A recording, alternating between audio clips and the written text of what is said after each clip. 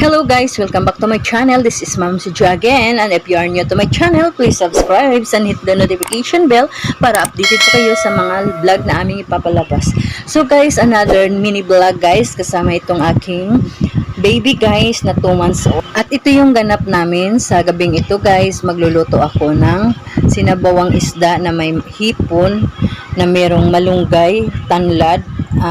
Pampadagdag kasi ito ng gatas guys, dahil nga breastfeeding ako, kaya kailangan ko talaga ng magulay everyday guys, lalong lalo na yung malunggay, kasi ito yung talagang importante sa mga nagpapadidi guys. So dahil nga guys nagluluto ako at itong baby na to guys, medyo siguro may sumpong, naantok na siya, kaya naman guys ayaw niya magpalapag at ayaw niya ring mahiga sa kanyang stroller.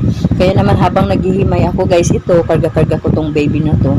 Ito talaga yung ganap ng nanay guys, napakahirap ng obligasyon ng ina, kasi hindi lang yung para sa bata at para sa mga anak mo kundi pati na rin sa mga obligasyon sa gawaing bahay guys. Napakahirap ng sitwasyon ng ina. Hindi kagaya ng mga time na tayo'y nagtatrabaho pa, uwi sa bahay, matulog, papasok, gigising. So, at medyo nga talaga naninibago ako guys, kasi matagal-tagal talaga akong nagtrabaho, at ngayon lang ulit ako nag-permis sa bahay dahil nga dito sa dalawang maliit ko, kailangan ko silang hands-on na alagaan guys. So ito nga guys, nilalagay ko na yung mga gulay na isasahog ko dito sa aking nilutong isda guys. At karga ko pa din itong aking baby dahil umiiyak talaga siya pag nilalapag. Sa totoo lang guys, may mga times talaga na sabay-sabay silang umiiyak, tapos ang dami mong gawain sa bahay.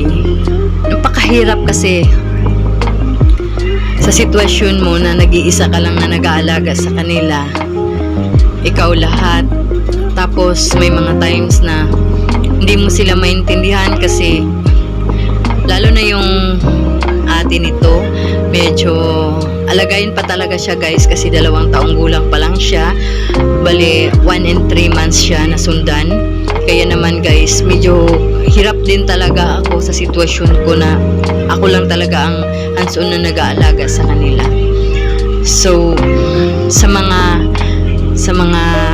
tatay siguro na masasabi ko lang na hindi nila alam yung sitwasyon ng isang ina sa loob ng bahay.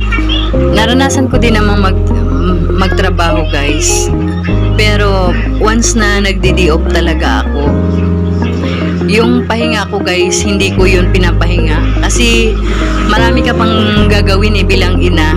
Kailangan mong gampanan yung trabaho mo sa bahay kapag wala kang trabaho sa labas.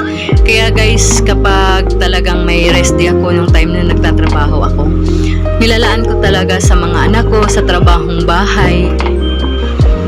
And that's all guys. See you on the next vlog. Bye bye.